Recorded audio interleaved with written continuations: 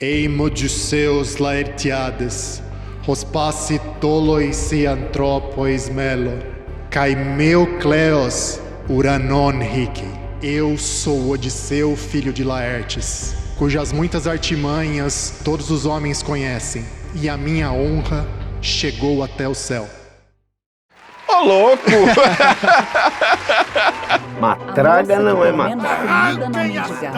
Havia toda uma Virgem nasceu Macunaíma, que herói de nossa gente. Só eu a amo. Esse é o momento do livro 9 da Odisseia, em que finalmente o Odisseu, ou Ulisses, que está num banquete sendo recebido lá entre o rei dos Feácios, finalmente se revela e diz quem ele é, depois de ouvir um pouco sobre as próprias aventuras dele na Guerra de Troia, meu amigo Cleiton. Esse é um clássico. A gente precisa dizer, meu amigo Reinaldo, para o público, que ele acabou de narrar em grego antigo. É isso aí, grego homérico. É, assim, homérico. É malandragem da minha parte, porque eu estudei um pouquinho de grego, eu sei um pouquinho de grego antigo, eu consigo me virar com algumas coisas de grego em prosa. A poesia do Homero é mais dificinha, mas esses versinhos eu consegui decorar e falar mais ou menos direitinho, eu acho, a pronúncia, e vamos que vamos. E você leu Homero em grego? Não, eu li em tradução mesmo. Eu tenho edições bilíngues, inclusive tem uma aqui pra gente mostrar pro pessoal, né? Uma delas. Tem muitas edições legais em português recentemente, mas legal. Essa é a do Trajano Vieira, tradução do Trajano Vieira. Trajano Vieira, Isso. deixa eu falar, Editora 34, eu adoro a Editora 34. Eles têm coisas muito boas. São teimosos em fazer audiolivro, mas estão aqui, ó, Editora 34. Pô, vamos fazer audiolivro aí, pessoal. Editora 34, não me faça chorar igual uma criança querendo seus livros. Então dá pra ver o texto em português e dar uma olhadinha, às vezes, numa palavrinha e outra em grego, pensar um pouquinho nas opções de tradução. É e tem um ensaio do Ítalo Calvino, né? Isso, nessa edição tem. Dessa edição maravilhosa. A gente vai falar do quê? Vai falar de O Alto da Compadecida. Mentira! A gente vai falar de a Odisseia, vai falar de Ulisses, né? Na verdade, né? No geral do personagem, né? Do nosso amigo Odisseu.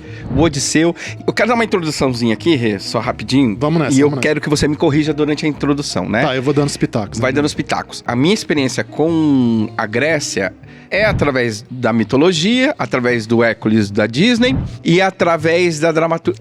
Do teatro, da mitologia. Grego. Isso, do teatro grego.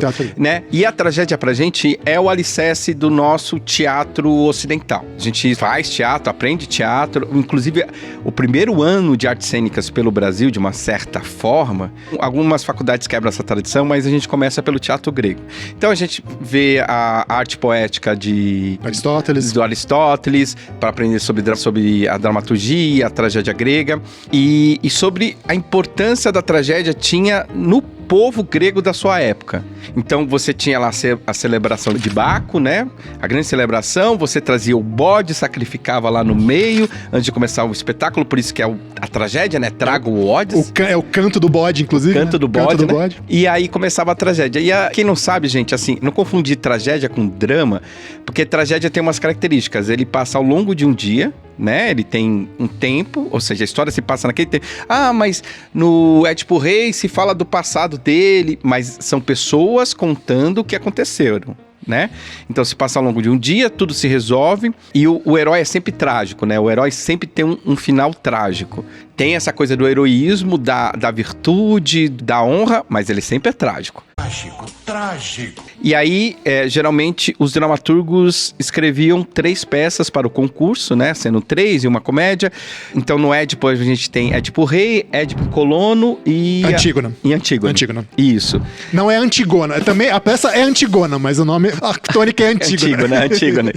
Desculpa, essa não existe. Quinta série entrou em ação. Cara, mas essa piada a gente fazia na faculdade maravilhosamente. Aí você tem também a parte da Orestíades, né? Que é a Electra, as Fúrias. Então você tem... Porque poucas peças sobraram. Sim, perdeu-se muita coisa. Acho que cada um dos dramaturgos chegaram a fazer dezenas e chegou, 4, 5 de cada um. Acho que Eurípides é o que sobrou mais, assim. Eurípides deve ter umas 12, 15, talvez. Não chequei antes. Também tem umas coisinhas, mas não tem completo, eu acho. Também tem fragmentos, exatamente. Muito fragmento. Aí existe uma peça que poucas peças relatam a Guerra de Troia, né? De uma certa forma. Então a gente tem as troianas, né, que eu esqueci quem escreveu, lógico. As troianas, se não me engano, é Eurípides mesmo. É Eurípides, né? Mesmo. E é o espólio da guerra, né? O espólio humano da guerra. São as escravas, né? As nobres troianas sendo levadas como escravas pelos gregos. Isso. Né? E depois você vai ter o fim de Agamenon, mas não é a Guerra de Troia, dentro do Aurestiades. E tem o Filoctetes também, que eu também trouxe aqui. Isso! Que também é um pouco antes do final que o Ulisses, o Odisseu, também aparece. Eu ia chegar nele. E aí a gente tem uma outra bom. peça que é o Filoctetes do Sófocles, que é muito bom, é muito importante. Pra gente entender que Ulisses é um grande safado. Mas isso aí já tava claro desde a Ilíada. A gente tava conversando, nenhum de nós assistiu o filme do Nolan ainda, mas esse negócio de fazer um Odisseu muito Madalena arrependida, tudo bem, interpretação moderna, é a pegada que o Nolan quis dar, mas realmente o Odisseu não se arrepende de basicamente nada, gente. A palavra arrependimento não existe para o Odisseu. Mas eu acho que o Nolan quis seguir essa coisa do herói grego, né? Eu nunca vi uma adaptação nesse estilo. Vi pitadas, assim, saliências dessas adaptações que mostra que o Odisseu, o Ulisses, ele, na verdade, não é um herói, não é o mais corajoso, não é o mais valente, não é o mais forte, não é o mais rápido. Ele é o mais esperto, ele é o mais astuto. E o mais maquiavélico, eu diria. Mais maquiavélico. Então, quando a gente começa a Guerra de Troia, que vai os reis lá exigir que ele participe da guerra como representante, né, dessa Grécia. Vai lá o corno manso, que é o Menelau. Desça daí, seu corno, desça daí. Vai o Agamenon, que só quer ver a guerra acontecer, o pau torar. E, gente, o Agamenon é terrível, ele sacrificou uma filha pra poder chegar lá, né? Vai o Agamenon, e quando vai de cara com o Ulisses tá lá dando de doido, fingindo de maluco, arando a terra com... Misturando, né, o jumento com o boi, que... Aliás, é legal explicar isso aí isso. até. Por que isso é coisa de doido? Porque, supostamente, no arado, a passada dos bichos é diferente. Um bicho tem um ritmo, outro tem outro. Então, supostamente, é pro arado cair, dá tudo errado, né? Dá tudo errado. E a força também, né, que vai puxando. E ele tá arando a terra com sal, né? Então, esse negócio do sal parece que não tem nas fontes gregas um pouquinho mais antigas, aparece depois e tal. Mas tem essa história do sal também. Então, outra coisa legal de lembrar também, mito tem 50 mil variantes, gente. Então, sim, isso é bacana. Não tomem nada do que a gente vai falar aqui como uma versão canônica, porque a versão canônica, mesmo pensando em Homero, não existe. Sempre tem variação. E eu demorei pra perceber. Existe um livro chamado A Era de Ouro da Mitologia Grega, que era um compilado de um escritor americano ou inglês, agora eu não vou lembrar qual é, um historiador, né? Era muito bom porque ele falava, a história é assim, mas também é contada assim, Foi o primeiro choque que eu tive desse livro, que me mostrou que existem versões da mesma história. Mas lenda é isso, né? Existem versões de diversas histórias, né? Aí quando ele vai dar de cara, acho que a estratégia que esse grupo tem nesse tipo de história é colocar o filho dele, criança, né? Eles pegam o Telêmaco, e aí vai ter outra sacanagem dele depois. A pessoa que tem a ideia de testar se ele tá doido mesmo, é um cara chamado Palamedes, guardem esse nome. Palamedes então pega o Telêmaco, né, o filho do Ulisses, o único filho, novinho, bebezinho, e coloca na frente do arado, e aí o Ulisses parte, tipo, você tá louco, mas não rasga dinheiro, né? Tá louco, mas não mata o próprio filho. E é aí que ele acaba sendo levado pra Troia. E eu acho isso genial, Reinaldo, porque assim, quando vai chamar Aquiles tá pronto. Vai chamar Ajax tá pronto. Mas bom, Aquiles também tem o dedinho do Odisseu também nessa história, a gente pode contar depois. Pode. Não... Então, o Odisseu aí foi recrutado, tipo, não tem mais como escapar, não sei o quê. O Aquiles está escondido, parafraseando a famosa fita do Batman, tá fantasiado de mulher do Coringa, ou quer dizer, tá fantasiado de mulher numa corte, na corte do rei Licomedes, na ilha de Cirus. Ele tá disfarçado de moça mesmo, Aquiles. E aí, o truque do Odisseu é o seguinte, é chegar nessa corte, levando mercadorias, como ele se disfarça de mercador, com perfumes, com joias, com vestidos, para as damas da corte, só que no meio desse monte de mercadoria feminina, ele esconde armas muito possantes, armas de primeiro escalão.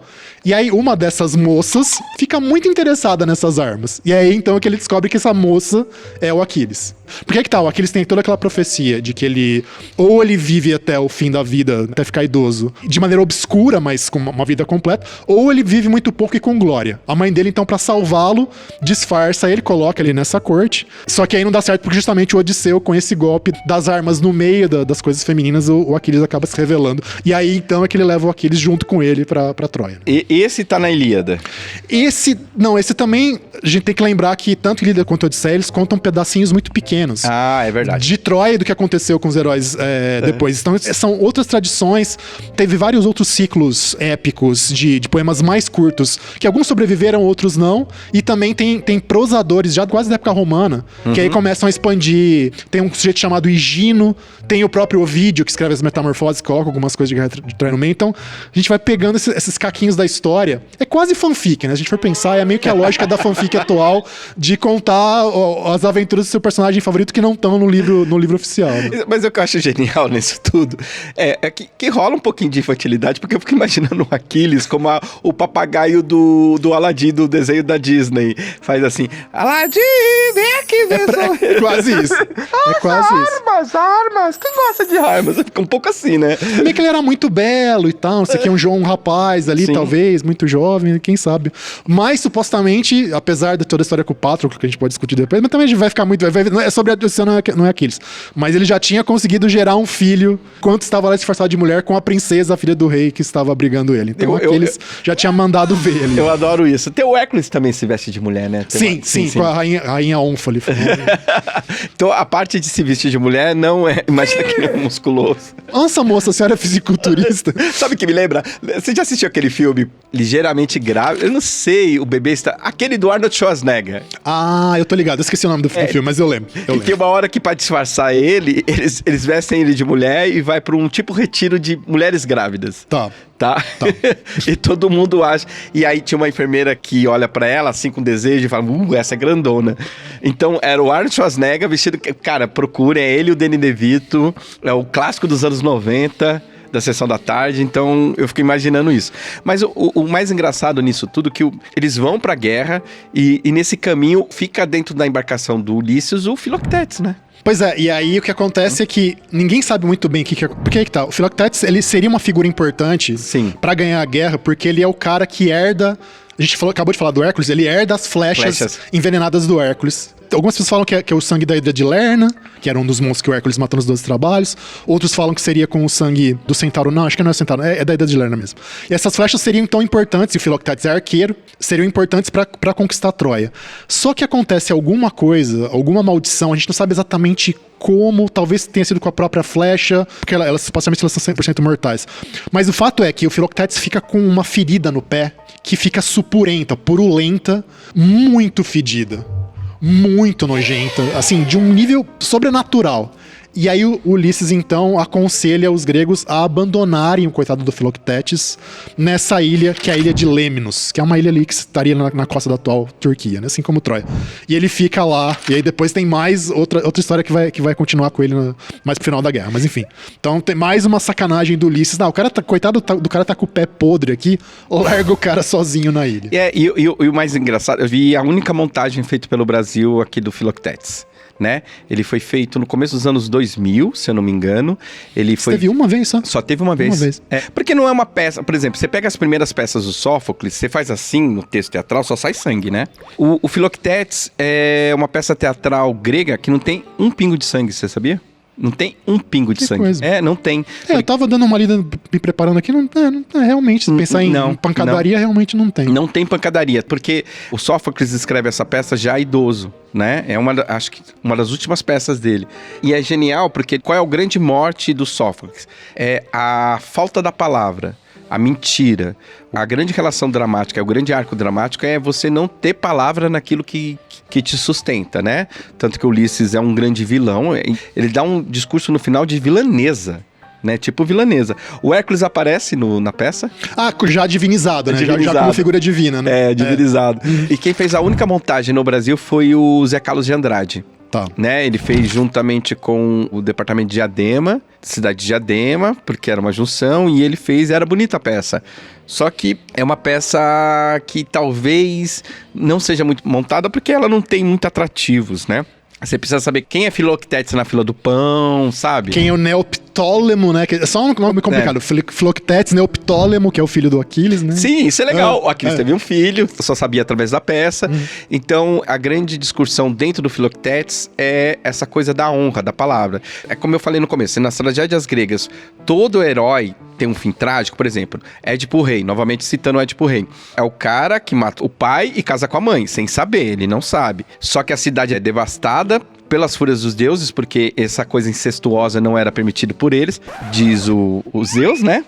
Pois é. Bom, casado com a irmã, 2 pesos, 2 medidas, mas tudo bem. A falha trágica do Édipo é que ele quer saber da verdade, não importa quanto. Então, aí tem um fim trágico, ele fura os olhos, depois tem a redenção em Colono e tal. Mas todos os heróis gregos, até o Teseu, né, como não é na peça do... Bem, enfim. Todos... Hipólito, será? Você tá pensando o Hipólito. O Hipólito, esse mesmo. Filho do Teseu, né? Que é o filho do Teseu. Eles todos têm uma certa honra. Então, eles têm que cumprir a honra e a palavra é tudo. No Filoctetes, não. Essa honra é quebrada. Por quem? Pelo Odisseu, pelo Ulisses. Pelo Ulisses, esse grande safado salafrário. Vamos contar, então, basicamente? Bom, então, o que acontece é o seguinte. Então, a gente já passou por quase toda a Guerra de Troia nesse momento que se passa a peça. Já morreu o Héctor, que era o grande defensor de Troia, morto pelo Aquiles. Já tinha morrido antes o Patroclo, né? O grande amigo / amante. A gente tem toda essa discussão dentro da própria cultura grega do Aquiles. Já morreu o próprio Aquiles, morto pelo Paris, né? Pelo amante da Helena, o príncipe troiano. E os gregos estão tentando, então, achar finalmente um caminho pra tomar a Troia de vez e acabar com a guerra de vez. E 2 condições que eles descobrem, torturando, inclusive, forçando o Heleno, que é outro príncipe de Troia. Então ele é capturado, eles torturam ele é um cara que é um profeta também, ele é um vidente, e ele diz que entre essas condições, então, precisa trazer o filho do Aquiles pra guerra, né, que é o Neoptólemo, que é legal, inclusive, esse nome é super complicadinho, mas quer dizer nova guerra, como se ele fosse a fase 2 da guerra mesmo, ele encarnado, né? Então, pegar o Neoptólemo, filho do Aquiles, e finalmente as tais das flechas do Hércules pra conseguir conquistar a Troia. Só que as flechas ficaram lá com o coitado do Filoctetes largado, cheio de ferida, passando necessidade, fome, andrajoso na ilha de Lêmenos. E aí, então, o Ulisses Odisseu, convence o filho do Aquiles aí com ele até a ilha pra tentar, na verdade, a ideia original é tentar surrupiar as flechas do Filoctetes. Continua não querendo levar o coitado do cara machucado pra Troia, ele só quer pegar as flechas. E tem realmente, como você falou, tem essa mega defesa da malandragem, da sacanagem. Nas falas do Odisseu, eu até marquei um trechinho aqui. Agora eu vou ler só em português, tá, gente? Peraí que sumiu. Calma que eu já vou achar. Paciência, mas é uma coisa completamente maquiavélica mesmo. O Neoptólemo, ele seguindo então o que você falou da honra do Aquiles e tal, dessa coisa mais elevada, ele não quer enganar o Filoctetes. Mas o Odisseu, mais o Ulisses, acha que o fim justifica os meios. E aí o Neoptólemo fala pra ele, pro Ulisses, tá perguntando, né? Não vês na farsa um golpe que rebaixa? E o Odisseu fala, não, se dela resulta a salvação. Aí o Neoptólemo, mas com que cara falas disso às claras? E o Odisseu, essa frase é terrível, cara. Quando vislumbro o lucro, eu nunca hesito. Esse é o naipe da personalidade do cara. Do Ulisses, né? Ulisses. E eles realmente estão quase ali. O Neoptólemo vai conversar com... Ele acaba aceitando, aparentemente, o conselho malvado do Ulisses. Vai conversar com o Filoctetes. Mas no fim, como você falou, o Hércules aparece. Já na sua versão divina, porque ele morreu e foi pro Olimpo, ele virou um deus. E ele fala pro Filoctetes, não... Vá pra Troia, leve as minhas flechas, que lá você vai ser curado. E de fato é o que acontece. Então, pro Filoctetes, incrivelmente, nesse caso, tem um final quase feliz. Mas não seria um final feliz se dependesse do Odisseu, filho da mãe. Então a historinha é basicamente essa. E a peça tem isso, né? No final, ele aparece o Hércules, fala, não, tem que ir mesmo, tem que ir pra guerra, o escambau. É ali que ele consegue convencer o Filoctetes, porque ninguém convence o Filoctetes, ninguém. E aí o Ulisses fala, mas você precisou mentir? Ele fala, e aí ele dá o discurso de vilanesa. Ele é quase um vilão nessa junção da peça. Então é muito interessante ver como é a construção do caráter do Ulisses dentro das diversas formas literárias que aparecem aí no meio da Grécia Antiga. Aí ele tem a ideia da cavalo de Troia, né? Exato. Ele que tem a ideia. Ele também usa da artimanha pra ficar com a armadura de Ulisses. Isso. Provoca o suicídio do Ajax. Não, desculpa, do Aquiles. Do Aquiles, desculpa. E ele provoca o suicídio do Ajax, que também estava interessado naquela armadura, que a história é muito engraçada.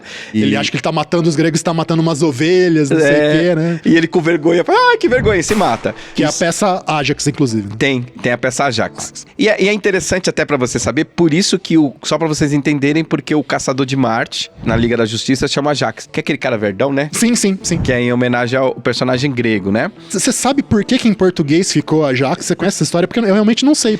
Qual foi a decisão na época que os caras tomaram nos quadrinhos brasileiros pra batizar como Ajax? Eu Legal, não sei, isso. assim, o interessante é que quem trazia muito desses quadrinhos pra cá era a Editora Abril, né? E todo mundo na Editora Abril era meio que envolvido com alguma tradução literária, teatro, essa coisa toda, né? Um dos grandes tradutores de peças teatrais da gente foi o próprio Milor Fernandes. Só que tem um pequeno problema, o Milor Fernandes não traduzia direto da língua original. Ele sempre pegava uma versão afrancesada ou inglesada. Entendi. Entendeu? Então, essas coisas meio que se misturam até no inconsciente de outras partes da cultura pop da gente. Mas acho que nem chamam mais, agora é John Johnson e Caçador de Marte, né? Aí a gente tem, finalmente, o fim de Troia, né? E a gente entra na Odisseia. Isso. Né? Isso. Tem só uma coisinha antes do fim de Troia, porque a gente falou muito da esperteza, do maquiavelismo do Odisseu. Outra coisa muito marcante do caráter dele, que é meio geral dos heróis gregos também, é a fixação em vingança. Então a gente tinha falado do Palamedes, que é o cara que botou o filho dele na frente do arado. Ele não ia deixar barato, e não deixou mesmo. O que ele faz, pensando em termos modernos hoje, tipo, é forjar um depósito do Vorcaro na conta do Palamedes. Só que assim, ele pega um ouro que ele tinha já de alguns outros saques durante a guerra e põe tudo na tenda do Palamedes e inventa a história de que o Príamo, o rei de Troia, tinha subornado o Palamedes para o Palamedes sacanear os gregos. Numa das versões, né? Resultado, os gregos apedrejam o cara. Não sobra, tipo, totalmente vingado o negócio do arado. Essa coisa da vingança é um trato grego, né? Agora não pode ser. Esse aí é tanta filha da putagem que essa não podia deixar passar. Bem, segue. E é muito bom, assim, eu gosto muito da peça As Troianas, mas vamos focar aqui na Odisseia, senão eu me perco igual um maluco.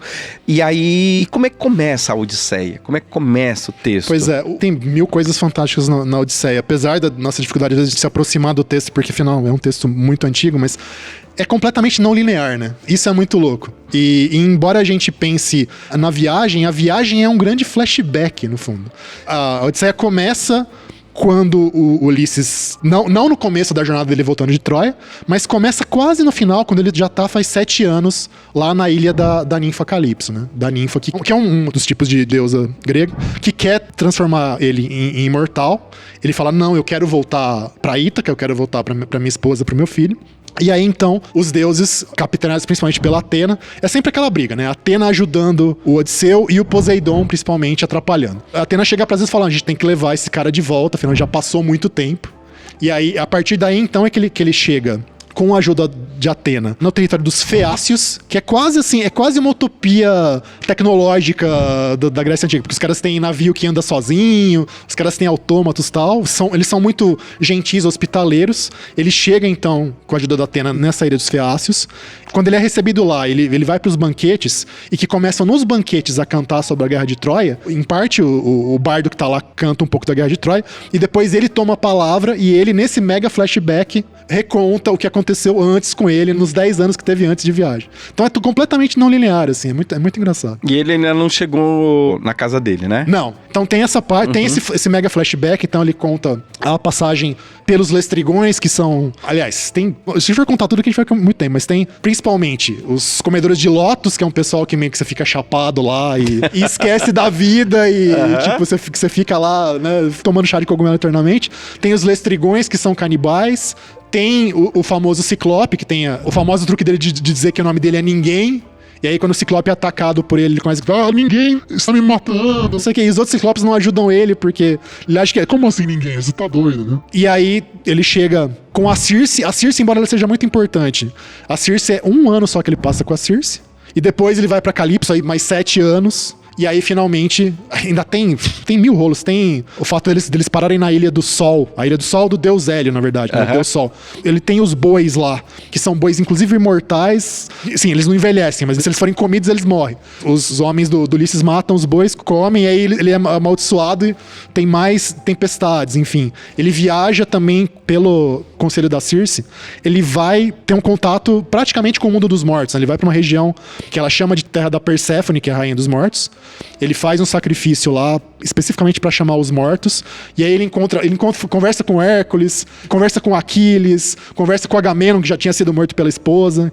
Só depois de tudo isso e dos vários flashbacks é que aí, enfim, ele chega em Ítaca, inicialmente disfarçado, pra ver exatamente o que tá acontecendo, toda a bagunça que ficou o reino dele na ausência dele, né?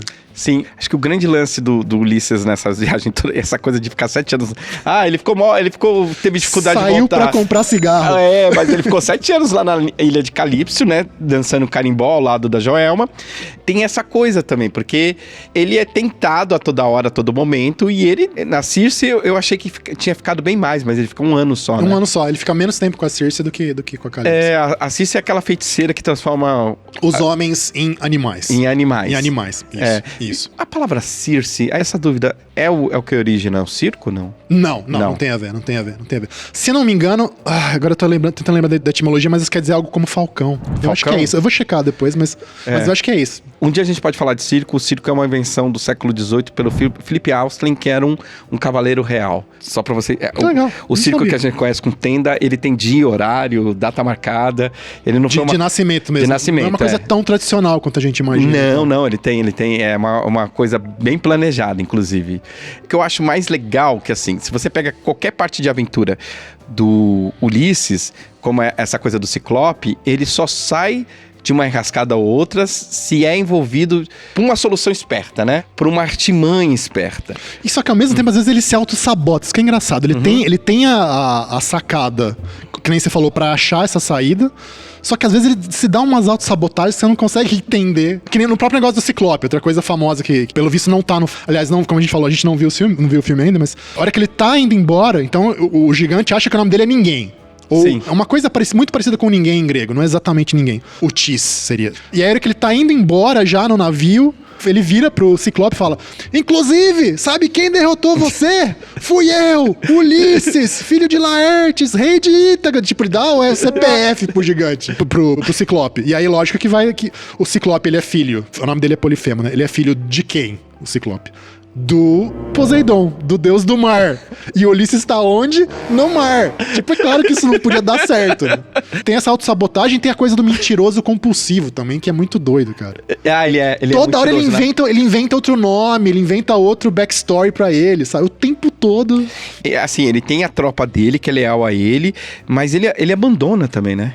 Não chega a abandonar, mas é que no fim acaba sobrando ele. Tem uma autora, inclusive eu trouxe também esse livrinho que também é bem legal, 1000 Navios para a Troia, da Natalie Haynes. É muito legal. Que é uma classicista britânica, ela tem um podcast de stand-up comedy sobre mitologia grega e romana e histórias clássicas em geral e tal. Ela fala, tipo, se você é do sexo masculino, na mitologia grega inteira, qual a pessoa mais perigosa pra você ficar perto? É o Odisseu. Tipo, se você quer continuar vivo, não fique perto dele, porque você vai morrer. Você vai. Então, porque tem essa coisa da linha de frente, né? Antes de entrar na ilha de Circe, ele manda... Circe. Você tá muito anglicizado, meu filho. Muito de Circe. Ele manda a tropa primeiro, né? Ele manda alguns batedores na frente, tá? E os caras não voltam e falam, putz, o que aconteceu? Vamos lá. Só voltou esses porcos aqui, não tem alguma coisa errada. Pois é, e ele chega lá e percebe. O que eu mais gosto do Ulisses também, né? O James Joyce explora no livro dele também, essa coisa do orgulho, da autossabotagem, da forma que ele tem que receber o crédito no final, né? Tem uma coisa de gratificar ele no final. E ele também quer experimentar o perigo na ponta também, apesar de tudo. E uma cena clássica pra mim é a das sereias. Das sereias também é bem importante. Das sereias. Porque ele, de uma certa forma, ele poderia passar por aquilo da mesma forma que a sua tropa passou. Todo mundo com cera no ouvido. Isso. Mas ele resolve não, ele quer ouvir, né? Ele quer ouvir. Quer ouvir. E eu gosto muito da versão grega, porque essa coisa da mística entre a mulher e o peixe é uma coisa mais... Se bem que as sereias do Homero, elas são mulher e pássaro, né, cara? E pássaro, isso que é legal, isso que eu ia falar. Eu acho assim, não sou nenhum pesquisador, não pesquisei, mas eu acho que a ideia da mulher e peixe, ele é muito mais atrelado norticamente falando do que os gregos. Os gregos tinham... Cara, acho que vai mudando, acho que mais... Isso aí realmente eu não chequei. Estamos na base do achismo, pessoal. Do achismo. Instituto Meu Bumbum de Pesquisa. Mas eu acho que mais pra época romana já começa a aparecer sereias que são meio peixe também. Mas posso estar enganado. Teria que ver. E tem um filme, tem uma série que eu amo, que é O Que Fazemos na Sombra. Esse eu não assisti. É maravilhoso. Não conheço. Porque É de vampiro, né? É de vampiro. Mas eles misturam um monte de mitologia. E tem uma hora, como eles estão em Nova York, eles estão numa ilha. Então eles vão num pedaço da ilha, que só pode chegar a barco, e eles ouvem o canto de uma sereia, né? E aí eles vão atrás desse canto que tá hipnotizando um dos vampiros. Quando chega, é um corpo de pássaro, meio galinha. Tipo, ciscando. Umas quirera no chão. E ela tem uma voz desagradável. Você, olha que voz linda. Você gostou? E nesse momento, quando chega, ela tá comendo um pé. Você vê um pé, ela engolindo como fosse um galo, né? Aquela coisa. Engolindo um pé de um ser humano, né? Nossa senhora. Porque as sereias, elas são antropófagas, né? Elas são canibais. Mas isso que é legal, ele resolve experimentar essa sensação que não pode ser experimentado, porque é fatal. Né? Sim. E aí o Ulisses também tem essa coisa de viver o perigo ao extremo também, apesar de tudo. Eu rio na cara do perigo.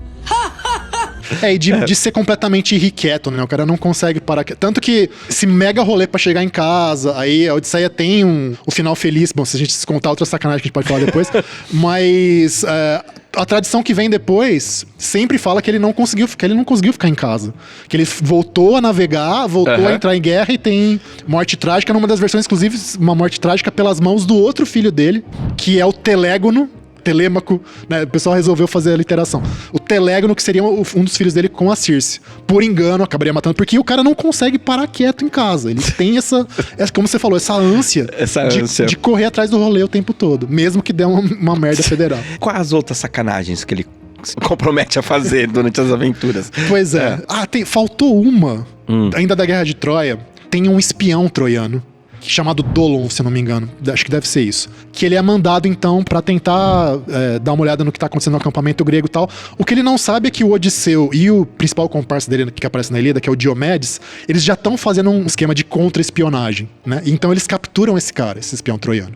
E o que eles fazem é prometer pro cara que vão poupar a vida dele se o cara contar o que ele veio fazer, não sei o que e tal. O cara dá todo o serviço pra eles... E eles torturam e matam o cara, assim, tipo, sumariamente. Então, tem isso. E chegando pro final, então, da Odisseia, desculpa o spoiler, mas enfim, spoiler de 3 mil anos não dá, né, gente? O que acontece, então, é que quando ele chega... Tudo bem, tem 108, se não me engano, pretendentes lá no ouvido da Penélope, né, tentando casar com ela pra virar rei de Ítaca. O Odisseu, com os aliados dele, basicamente o Telêmaco e o Eumeu, que é o porqueiro, o cara que cuida dos porcos do palácio dele, arquiteta um plano, então, pra tirar todas as armas do palácio, fechar as portas e massacrar os pretendentes, que é realmente o que acontece. Então, ele realmente não tem problema nenhum em lutar com gente desarmada. Tudo bem que tava em inferioridade numérica. E no final, ele investiga. Ele pega uma informante ali do palácio pra saber de todas as escravas dele que estavam fazendo sexo com os pretendentes ao longo desse tempo. E ele e o Telêmaco enforcam uma por uma das moças. Então é uma cena, assim, completamente tétrica. Tipo, elas eram escravas. Será que elas tinham realmente alguma escolha, né, pra fazer isso com os caras que estavam lá, que eram nobres e tal? Mas ele faz questão de mostrar esse controle sexual, inclusive absoluto dele, sobre o plantel de escravas, enforcando uma por uma. Eu acho bem terrível. Essa cena, acho que o Nolan não teve coragem de botar, não. Ou se colocou, deve ter sido meio tucanado. Eu acho que vai heróico. Eu soube que ele deixou o cachorro, pelo menos. Isso. O Argus é muito bonitinho. Tem que concordar que o cachorro é bonitinho. Tem um quadro tão bonito que eu vou pedir pra colocar aqui na edição, que é ele com essa postura mais envelhecida, né? Porque ele se disfarça de velho. E o cachorro, só o pó da rabiola, e olha pra ele assim com uma... você voltou, né? Esse é bonitinho. E tem a famosa cena ele tocando aquela flauta grega e o cachorro atrás dele também, eu acho que é de um vaso grego. Ah, que legal, essa eu não conhecia. É bem bonito também. Essa eu não conhecia. Mas aí ele volta e ele não se declara direto, né? Ele faz todo um processo... Ao contrário. E os caras meio que... Porque assim, aí tem a famosa disputa, né? Vamos contar a disputa. Então, no final, a ideia é a parte da Penélope, né? O Odisseu ele tá lá no palácio como um mendigo, que tá recebendo a caridade do palácio enquanto os pretendentes estão lá. E a Penélope fala, olha, tá bom, chega, eu sei que não dá mais pra segurar vocês aqui, porque vocês querem ver com quem eu vou casar. Então, quem conseguir retesar, né? Puxar a corda desse arco, que era do Odisseu, e fazer a flecha, então, passar por dentro de, acho que são 12 machados de bronze e de ferro. Tem um buraquinho, os né? orifícios, Exato. Tem uma produtora de cinema que eu esqueci o nome agora, que ela faz... É a Lionsgate? Acho que não. Que ela tem o logotipo animado dela é justamente essa cena. Eu esqueci agora o nome. Se alguém lembrar, coloque nos comentários. Então, pra conquistar a Penélope é isso. Tem que fazer isso. Telêmaco tenta, o filho dele então tenta, e não consegue de início. Aí o mendigo que tava lá fala, deixa eu tentar aqui. E aí ele consegue, e logo em seguida, acho que os caras não estavam nem prestando atenção, porque eles nem achavam que o mendigo ia conseguir. Ele manda uma flecha direto no pretendente que era o mais escroto e que tinha maltratado ele quando ele achava que ele era mendigo, que é o Antínuo. Né? E já vai direto, logo depois já vai direto a flecha na cara do sujeito. E aí depois então vem o massacre inteiro. E ainda assim, só que engraçado, ainda assim...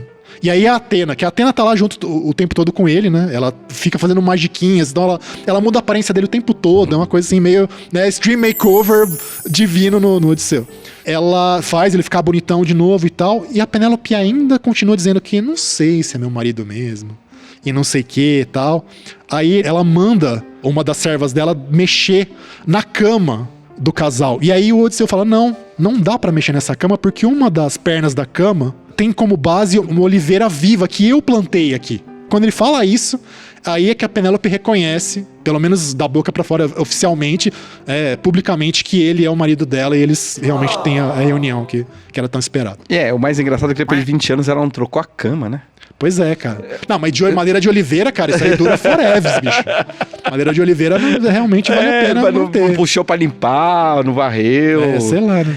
Temos aí o final feliz, né, do Odisseu. Eu sei que tem histórias depois, ele não se aguenta, ele quer voltar a velejar. A Athena, inclusive, faz a noite ficar mais longa, pra eles ficarem juntos. E não só fazendo aquilo que você está imaginando, mas também conversando. Porque supostamente ele conta, então, todas as aventuras dele pra Penélope. Não sei se ele omite ou não Calypso e Circe, mas ele supostamente ele conta tudo. Fala dessa Calypso. Não foi nada, eu só fiquei lá dançando carimbó e tal, com a Calypso. Bate forte o tambor. Bate forte o tambor. Agora, o que é mais engraçado dessa trajetória toda do Ulisses, eu falo mais engraçado porque vem uma frase pra tentar meu pensamento ir, porque não tem nada de engraçado. É que ele é um guerreiro, lógico, ele fura os olhos do Ciclope, ele tem essa coisa de ir ao Vale dos Mortos falar com os seus, mas ele só demonstra uma coragem mesmo quando vai força, né, inclusive para tesar o arco nesse momento final, né, dentro do imaginário, né, porque como você falou, tem várias histórias que na Ilíada ele até é bem guerreirão, assim, ele não tá no top 3, mas ele tá no top 5 dos guerreiros mais fortes da Ilíada, mas também tem toda essa discussão se de fato é o mesmo autor. O da Ilíada e da Odisseia embora tenha muitas semelhanças, também tem pegadas muito diferentes, tal, tem todo esse debate. Então, se o Odisseu da Odisseia é meio que já uma fanfic do Odisseu da Ilíada ou não, tem todo esse debate também. Mas na Ilíada ele é um grande guerreiro. Não é o maior, mas é um dos grandes guerreiros da Ilíada também. Tanto que ele pendura, né? Ele é o que mais dura, na verdade, depois da Guerra de Troia, né? Porque o Agamemnon... Deixa eu pensar. O Agamemnon se ferra. O Aquiles o Menelau. O Menelau tá pau a pau. O Menelau tá pau a pau. Mas o Menelau, quando aceita a cornice, ele tá tudo bem. Inclusive, tem a cena muito engraçada que cena na Odisseia, que a Helena dá umas droguinhas pra ele ficar calminho e tal. Porque ele começa a falar da guerra de Troia e também ele fica muito emocionado. Assim, que ele, não, toma aqui esse remedinho. Fica mais calmo, Menelau. Uma das coisas interessantes de citação de cultura pop, só pra vocês saberem, o Agamemnon, o vento não estava favorável pra ele navegar. Então ele faz um sacrifício da filha, que eu esqueci o nome. A Ifigênia. Isso. Quase que eu faço uma piada com venda de eletrônicos. Desculpa, não. Aí que não era santa, não vendia. Não vendia. E ele, pra chegar à guerra, isso provoca a fúria da esposa, né? Da Clitemnestra. Clitemnestra, que é a irmã da Helena, né? Irmã da Helena, por fora a fúria. Então, quando ele volta dentro com o espólio de guerra, ele volta com aquela de Troia que preveu... A Cassandra. E acaba sendo assassinado dentro da banheira pela mãe. E a Electra, que é quase uma versão feminina, por assim dizer, do Édipo, que tem esse amor pelo pai, provoca um matricídio e convence o Orestes e isso acontece. Por que eu quero citar a Elektra? Porque a Elektra do Frank Miller, que vocês veem no Demolidor, o Frank Miller, quando criou a Elektra, ele se baseou na Elektra, na história grega. Já personagem de origem grega também, né? De origem grega, e ela tem. No Elektra Ninja, o assassino, não lembro, não é o assassino, é um outro. Aparece o Orestes, ele tem irmão, e quando o pai que morre se chama Agamenon. Então, só pra vocês saberem que essa versão, aquela versão chorona do Elektra na série é uma bosta. Falei mesmo, dei minha opinião. Então, só pra vocês saberem como a cultura pop abraça essa mitologia grega e tal. E é engraçado porque o Ulisses é um personagem tão forte, que pra adaptar ele, você precisa pegar a característica dele. Então, tem um filme que eu amo de paixão, que é dos irmãos Coen, que é E aí, meu irmão, cadê você? Ai, cara, esse eu não assisti, putz. Muita gente fala desse filme. É muito bom, porque o Ulisses, feito pelo... Ai, como é o nome daquele... O Batman... Michael Keaton? Não, o outro. Na sequência. Vamos ver. Val Kilmer?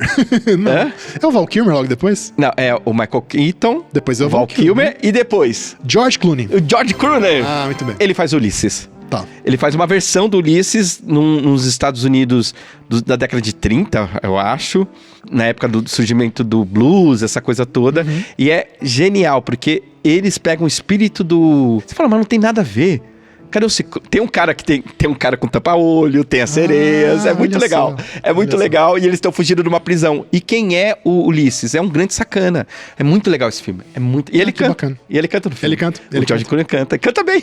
Muito bom. E essa minha citação pop de contribuição pro Ulisses na cultura pop. Legal. E você tem alguma?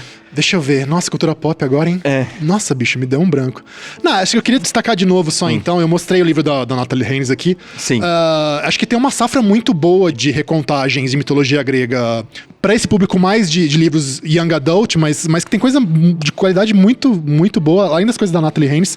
Acho que muita gente já leu, mas vale a pena ressaltar. O Circe, da Madeline Miller. Muito legal. Fantástico. Fantástico. Em favor da Circe, é muito legal esse livro. É muito legal, cara. E não pega só a parte do Odisseu, como meio que recapitula grande parte da mitologia grega. As figuras dos deuses, dos titãs, o próprio Minotauro, né? Porque a mãe do Minotauro é a irmã da Circe, né? Então é meio que um passeio ali, em termos de personalidade dos personagens mesmo, a construção de personagem. É um Odisseu fascinante e sacana ao mesmo tempo. E a Penélope é muito parecida com ele, isso que é muito legal, né? Que é uma coisa que tá no grego, ele tem um adjetivo grego, eu acho que é homofrosino, na verdade substantivo, quer dizer de mente igual, né? Que diz que os dois tinham a cabeça muito parecida, por isso que eles se davam tão bem. Então a Penélope da Circe, ela é o espelho do Ulisses, assim. Não é boazinha em casa, super fiel. Não, é uma maquiavélica igual, assim. Fazendo então. Na renda lá, esqueci o nome, né? A Mortalha. A Mortalha do Laertes, que é o pai do Ulisses, isso. Então tá certo, eu acho que a gente falou bastante. Até demais. Cara, mas eu gostei muito desse episódio, espero que vocês tenham gostado também. Oremos.